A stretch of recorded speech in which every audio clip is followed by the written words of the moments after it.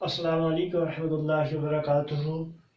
जो हमारा आज का टॉपिक है वो है हमारे पास limitations of Mendeleev's periodic table. अभी तक हमने पढ़ा कि इसकी अचीवमेंट्स क्या है। जो हमारा लास्ट लेक्चर था उसमें हमने पढ़ी थी achievements of Mendeleev's periodic table.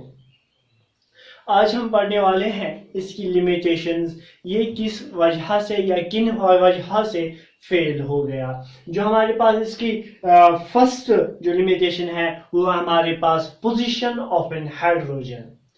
ये जो मेंडलीव था ये वहां पे अपने इस पीरियोडिक टेबल में ये डिसाइड ही नहीं कर पा रहा था कि मैं हाइड्रोजन को किस जगह रखूं, क्योंकि जो ये हाइड्रोजन था इसकी जो प्रॉपर्टी थी वो सेम थी एज ये जो हाइड्रोजन था। हाइड्रोजन की जो प्रॉपर्टी थी वो सेम हो रही थी, या इसकी जो इलेक्ट्रॉनिक कॉन्फ़िगरेशन थी वो सेम थी जैसे हमारे पास अल्कली मेटल्स थे। अल्कली मेटल्स जो थे इनकी प्रॉपर्टी सेम थी जैसे हमारे पास अल्कली मेटल्स की थी। बट इसने वहां पे कुछ और देखा कि ये जो हाइड्रोजन है ये अपने आप से बॉन्ड बनाता है, ये अपने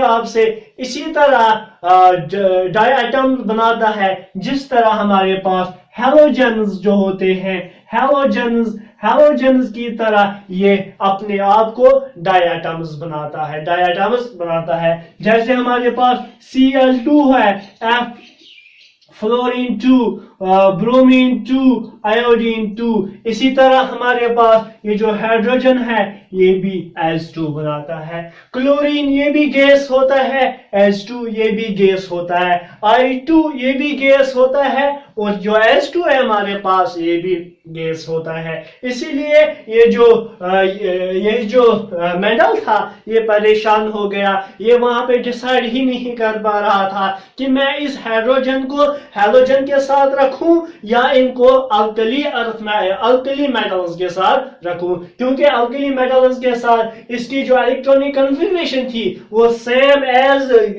जिसके जो ये हमारे पास अल्कली मेटल्स है वैसे थी। बट जब ये डायटम्स बनाता था ये वैसे ही डायटम बनाता था जैसे हमारे पास जो हैलोजेन्स होते हैं, हैलोजेन्स की तरह ये भी हमारे पास डायटम्स बनाता था। चलो हम देखते हैं position of an hydrogen. He could not find the suitable position of hydrogen in his periodic table because the electronic configuration is same as that of alkali metal and make diatoms same as that of halogens.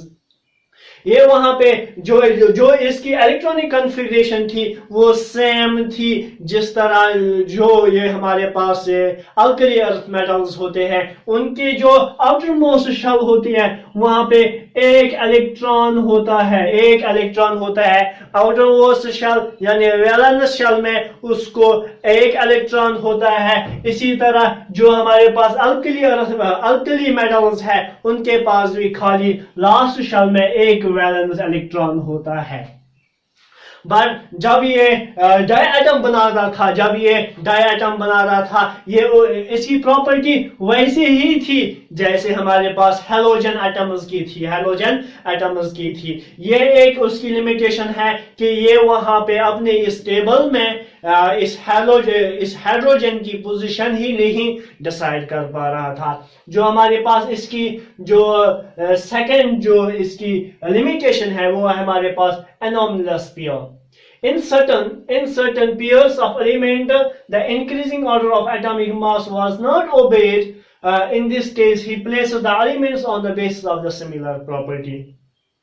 इसके पास कुछ ऐसे elements थे जो वहां पे increasing atomic mass जो concept था इसका वो वहां पे ओबे ही नहीं हो रहा था। उन एलिमेंट्स के साथ इसने वहां पे उन एलिमेंटों की प्रॉपर्टी देखी, उनकी केमिकल प्रॉपर्टी देखी, उनकी फिजिकल प्रॉपर्टी देखी। On the basis of that उसने वहां पे उनको डिफरेंट डिफरेंट ग्रुप्स में रखा। उसने वहां पे on the basis of increasing atomic mass पे वहां पे उनको डिवाइड नहीं किया। ये भी वहां पे उसका एक लिमिटेशन है, जिसकी वजह से ये जो मेंडलीव्स पीरियोडिक टेबल है ये फेल हो गया। जो हमारे पास इसकी तीसरी लिमिटेशन है, पोजीशन ऑफ एन आइसोटोप। पहले हम बोलेंगे आइसोटोप हम किसको बोलते हैं। आइसोटोप वो स्पीशीज होती है जिसका सेम एटम या सेम वो एटम है जिसके सेम एलिमेंट जो सेम एलिमेंट से बना हो, बट उन एलिमेंटों की जो एटॉमिक मास है वो डिफरेंट होगा। जैसे हमारे पास हाइड्रोजन है, हमारे पास ड्यूटेरियम है, हमारे पास ट्रिटियम है, हमारे पास ट्रिटियम है। अगर हम ये भी हाइड्रोजन से बना, ये भी हाइड्रोजन से बना है, ये भी हाइड्रोजन से बना है, बट इनका अगर हम इनका एटॉमिक मास देखेंगे, अगर हम इनका एटॉमिक मास देखेंगे वो डिफरेंट है। अगर ये इन एटॉमिक मास पे, अगर ये इन आइसोटोपों को on the basis of atomic mass पे डिफरेंशिएट करेगा या क्लासिफाई करेगा, तो ये डिफरेंट ग्रुप्स में आना चाहिए, डिफरेंट ग्रुप्स में आना चाहिए। बट ये वहां पे ये डिसाइड ही नहीं कर पा रहा था कि मैं इन आइसोटोपों को किस जगह रखूं या इनकी पोजीशन मैं कहां पे रखूं। क्या बोल रहा है, पहले हम आइसोटोप की डेफिनेशन देखेंगे। Isotopes are the atoms of the same element but different atomic mass, जिनका एटॉमिक मास डिफरेंट होगा। According to Mendeleev that should be placed in different groups, however isotopes has not given the specific position। ये वहां पे इन आइसोटोपों को आपने इस periodic table में कोई स्पेसिफिक पोजीशन ही नहीं दे पाया, जो ये भी एक रीजन बना कि ये जो मेंडलीव्स पीरियोडिक टेबल है ये फेल हो गया। ये हमारे पास हाइड्रोजन है, ये ड्यूटेरियम है, ये ट्रिटियम है, ये तीनों एक दूसरे के आइसोटोप्स है। या हमारे पास कार्बन 12 है या कार्बन 13 है, ये भी एक दूसरे के आइसोटोप्स है। जो हमारे पास इसकी फोर्थ जो इसकी लिमिटेशन है वो है हमारे पास some similar elements are separated on the and some different groups together। इस पीरियोडिक टेबल में कुछ ऐसे एलिमेंट्स है जो जिनकी प्रॉपर्टी तो सेम है, बट उसने वहां पे उनको अलग अलग किया है। या वहां पे कुछ ऐसे एलिमेंट्स है जिनकी प्रॉपर्टी बहुत ज्यादा डिफरेंट है, बट उसने वहां पे उनको एक ही ग्रुप में रखा है। जैसे उसने वहां पे गोल्ड को या मरकरी को सोडियम के साथ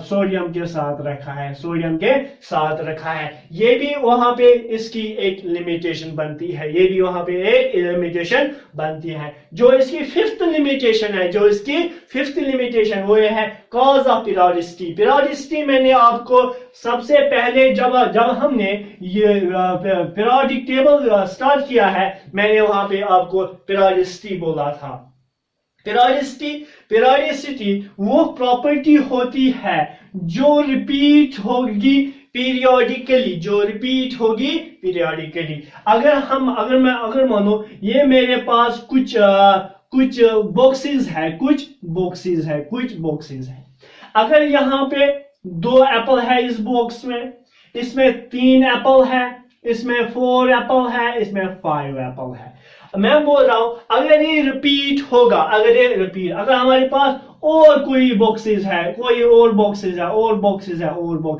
इसमें भी 2 एप्पल्स है, इसमें 3, इसमें 4, इसमें 5, और भी कुछ और बॉक्सेस है हमारे पास, इसमें भी 2, इसमें भी 3, इसमें भी 4, इसमें भी 5।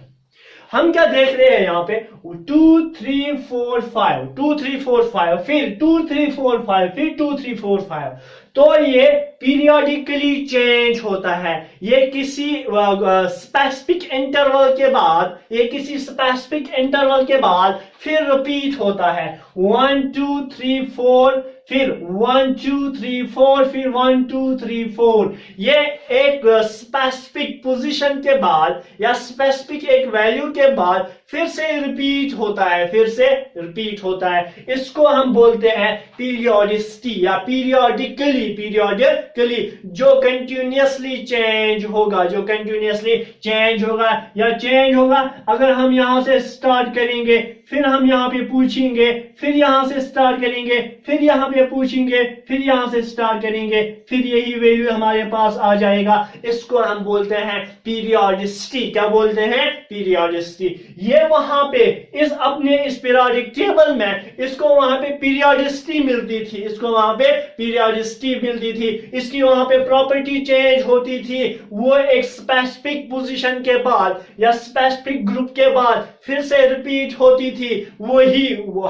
हमें वहां पे वही फिजिकल और केमिकल प्रॉपर्टीज मिलती थी, कोई वही फिजिकल प्रॉपर्टी और केमिकल प्रॉपर्टी मिलती थी, या हमें वहां पे वही वैलेंस इलेक्ट्रॉन मिलते थे, वही वैलेंस इलेक्ट्रॉन मिलते थे।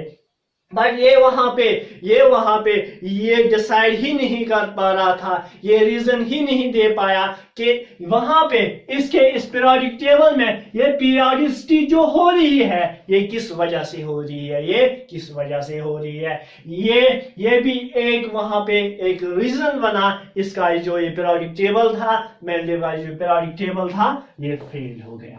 अब जब ये फेल हो गया, साइंटिस्ट तो चुप ही नहीं बैठेंगे,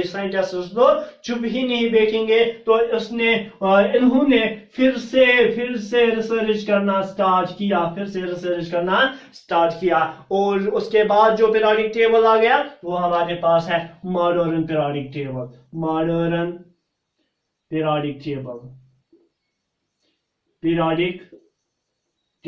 जो हमारा नेक्स्ट लेक्चर होगा वहां पे हम यही पढ़ेंगे मॉडर्न पीरियोडिक टेबल। ये लास्ट पीरियोडिक टेबल है जो हम आजकल अपने डे टू डे लाइफ में यूज कर रहे हैं, उसी का नाम है मॉडर्न पीरियोडिक टेबल।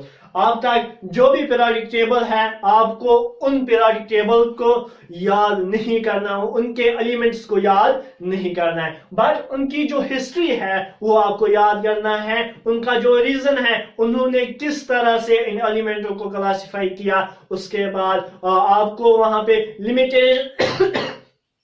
लिमिटेशंस भी देखनी है कि वो किस वजह से फेल हो गए। जो हमारे पास अब लास्ट वाला पीरियोडिक टेबल बचता है वो है हमारे पास मॉडर्न पीरियोडिक टेबल। इंशाल्लाह जो हमारा नेक्स्ट लेक्चर होगा वहां पे हम पढ़ेंगे मॉडर्न पीरियोडिक टेबल के बारे में। होप आपको ये लेक्चर समझ आ गया होगा। अगर ये लेक्चर अच्छा लगा तो इस चैनल को सब्सक्राइब करिएगा, लाइक करिएगा और कमेंट करिएगा। Thank you, have a nice day.